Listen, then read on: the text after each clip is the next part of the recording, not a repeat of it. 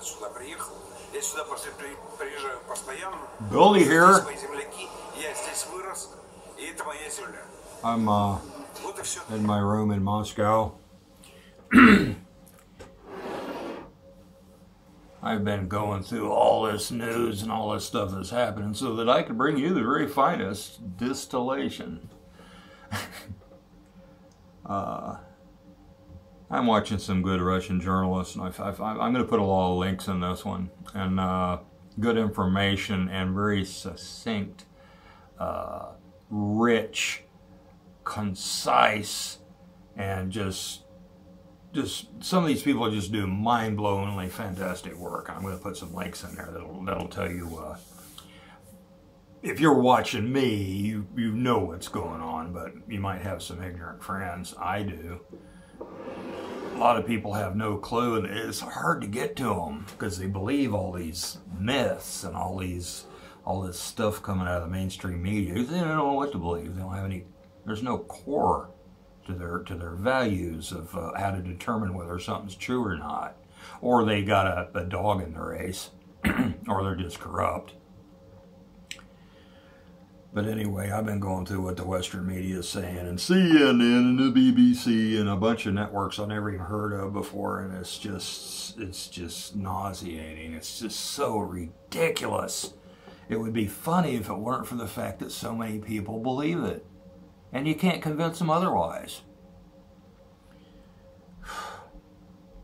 Anyway, I'm just still trying to figure out what I need to be doing. I guess I'm going to have to give a primer on the logic of this whole situation.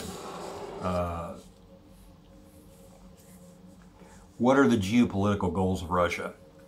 What are the geopolitical goals of the U.S.? How are each of these opposing sides going about meeting those geopolitical goals? Who's the good guy and who's the bad guy? It's very clear.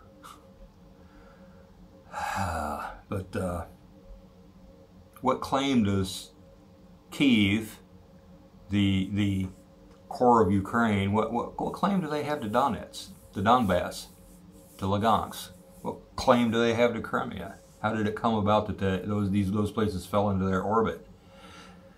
Well, in the West, there's an enormous amount of deception to fool people into thinking things happened that didn't happen. I read a long time ago, I'm going to dig that up, the U.S. handouts on the Crimean crisis or the Ukraine crisis.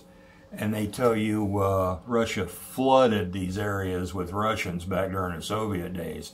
So Mr. Joe and Jill American get in their mind that there's buses and trains and big old Soviet trucks just bringing loads of Russians in and dumping them off so they can claim the area, when in fact the places have always been Russian.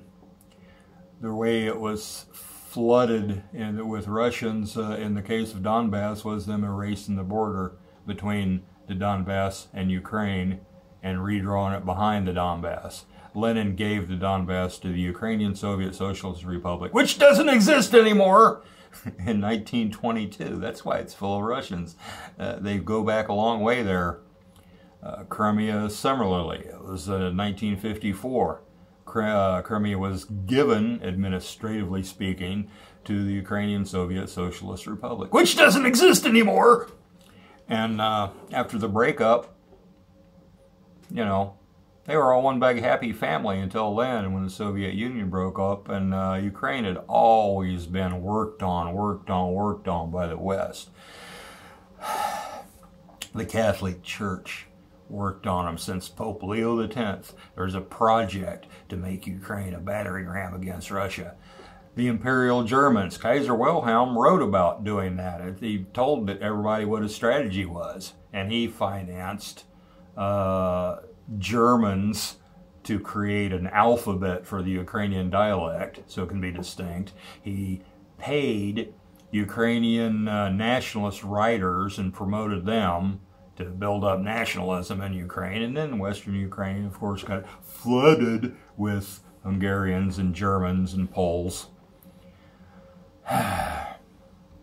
What was Lenin doing? Why did he give the Donbass to Ukraine? Well, Western Ukraine had all this hate worked into it and all these other ethnicities, and they were anti-Russian. They hated Russians. That was inculcated into them for centuries. Not by anything Russia did, by the West's ambitions. And they knew that. The Soviet architects knew that. They didn't want a bunch of people, you know, what was the Slavic myth? You're cutting off your own nose to spite your face? They would just go against anything Russia said. You can't run a country that way. And they voted as a bloc, Ukraine, the Ukrainian Soviet Socialist Republic. In the Soviet Union, they had a bloc vote. They also had different ethnic votes. They had a very complex system. Well, it wasn't really complex, but it seemed very fair to me to how people had a voice in the Central Committee, I guess it was. But anyway, to avoid that, Lenin took a bunch of Russia and put it in Ukraine to kind of gerrymander and balance it out. And then Stalin broke off a piece of Poland at the end of World War II and gave it to Ukraine. Well, that's more anti-Russian sentiment, so maybe that was balanced by Khrushchev's action. I haven't heard anybody say that. That's just my theory, but I'm an amateur. I've heard some pretty absurd reflections on why they did it, and I've heard a lot of people say, well, we just don't know. He did it for no reason. I don't think Lenin did things for no reason. Neither did Khrushchev. Khrushchev was an extremely clever man, as an uneducated man. He was a real scrapper, and he had some brain power. I read his biography twice, written by his son, Sergei Khrushchev, who I'm sure is probably pretty biased, but the things that Khrushchev did were pretty clever. Not good, but clever. I mean, I admire magnificent bastards, always have. I don't agree with them, but gotta hand it to them.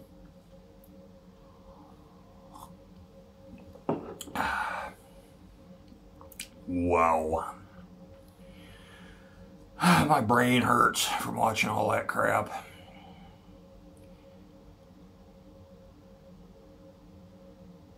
Well, what more to say? Plenty. Just hard to know where to start and where to stop.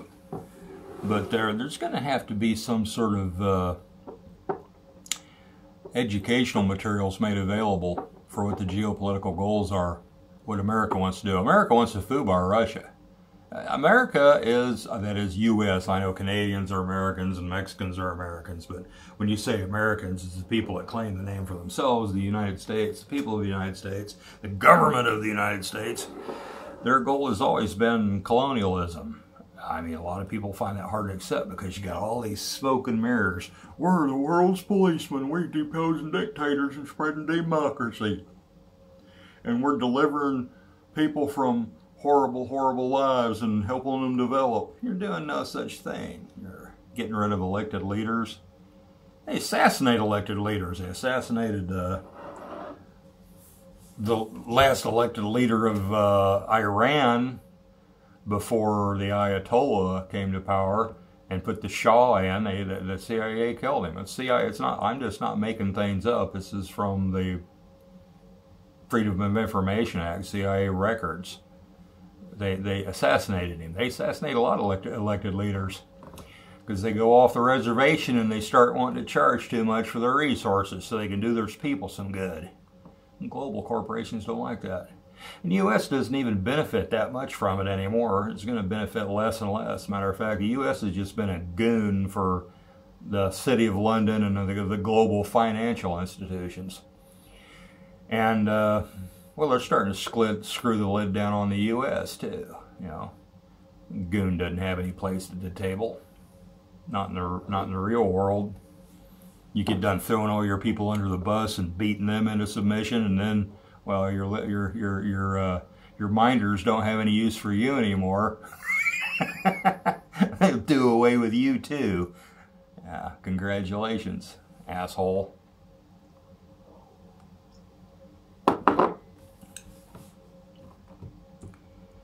Yep, I'm going to try to put some sort of program together. I'm brainstorming and I'm absorbing too much media. I got to shut this damn thing off and just start collecting my thoughts. After I just want to take my brain out and wash it in alcohol or something.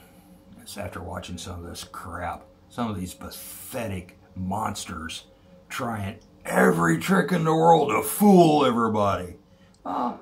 You got to take heart in the thing that the truth doesn't stand. It'll all dry up and blow away like dust, because it's not based on anything that can last. Anyway, just trying to encourage you. A little sweet and light there. I have a weird sense of humor, I'm sorry. But, you know, you kind of got to.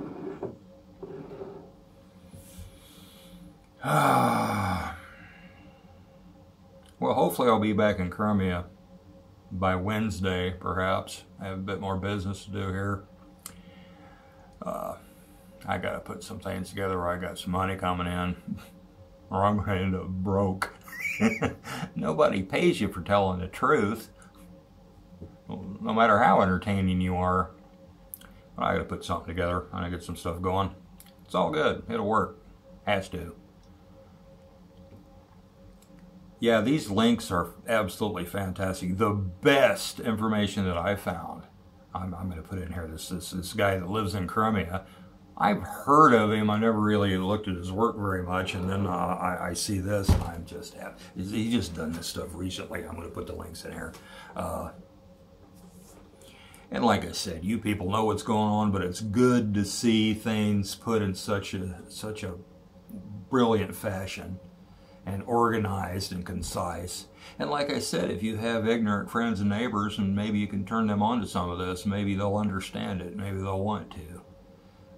But I don't know, there has to be a starting point where you have to dismantle all this stuff. People get it from Hollywood. They get their image of Russia from old Bruce Willis movies and stuff. It's a dark, sneaky Soviet place with all these criminals and everything's run by gangsters. You know, people really believe that shit. It's Hollywood. It's not real. And there's a poetic justice to the fact that your government, Mr. and Mrs. America, I'm talking to you, your government is fooling you into doing things against your own interests. They're scaring you into getting, taking some really nasty action against your own physical body. They're scaring you into bleeding you dry with tax money to give to countries that are under no threat whatsoever, except for what the U.S. has done in them. And they're just raking in everything, and they're draining you, everything you got, and they're doing it with smoke and mirrors and storylines and narratives. As long as there's sex scenes and explosions, people, they just open their mouth and let them shovel anything into it. You're raised from childhood watching television, and you're trained, neurally trained since toddlerhood to suspend your disbelief and become part of a narrative, and identify with the hero and hate the goat or the villain. You think that doesn't have an effect as you grow up? Now and then they do it with the news, and they do it with all these fake stories, and they do it with their pundits. Now, they have several different flavors. You can be left or you can be right, but they're all liars.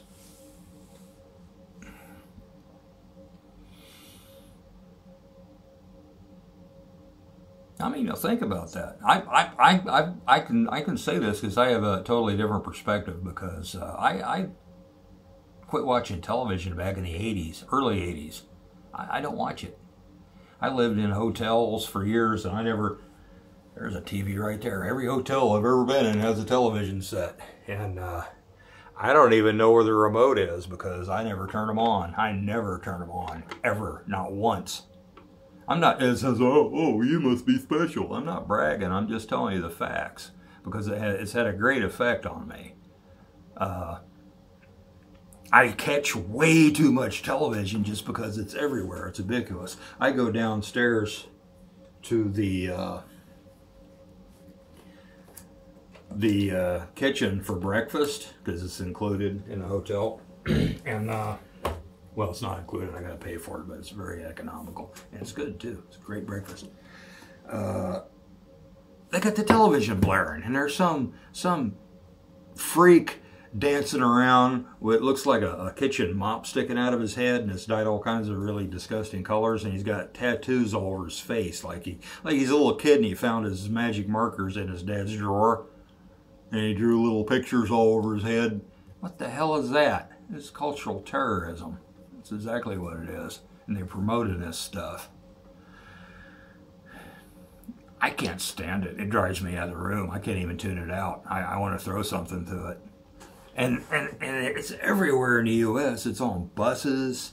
It's in waiting rooms, and it's always turned up to 90 decibels to the... Well, I don't know. I'm assuming this is the stupidest thing available. I can't imagine anything worse than what the stains are on. I stayed in a hotel once. They started breakfast really early. It was an American hotel, so the breakfast is like, you know, old stale donuts and stuff and instant coffee. Well, hey, it's free. So I went down there, and the television, they got like 6 of them in a little area, and they're all blaring at 90 decibels. There's nobody there but me. So I asked the manager, I said, can we turn this stuff off? And she acted like I was insane. Of course not. Well, can you turn it down a little? No, it's our policy. I'm the only one here. Are you watching it?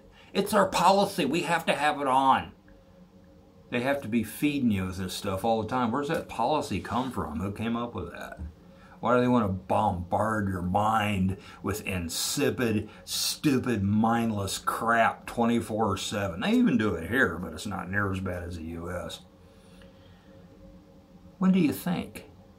What do average people do? I'm guessing here, from what I've heard and what I've seen, you wake up to a radio alarm clock with the wacky morning DJ guys, just talking an insipid crap that's not even true, none of it.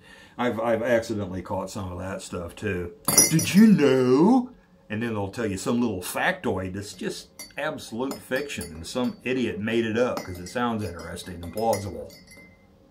And then, you know, they do the dirty jokes and the potty humor, and then mix it in with some news and some political correct stuff. Now, they'll do a dirty joke and then fall, well, of course, I don't think that of women, you know, I'm a very progressive guy, you know. And you listen to that, and you get up and you saunter into the kitchen and make your instant cereal or whatever, and you turn that off and then turn on the TV and get the morning show. And then you get in your car and you turn on your radio and you listen to more wacky morning DJ guys.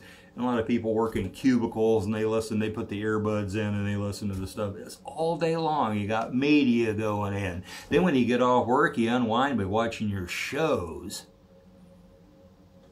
I don't know how to reach people like that. I really don't. I seriously doubt that it's possible. You're plugged into the beast system and you're a slave. You're a freaking slave.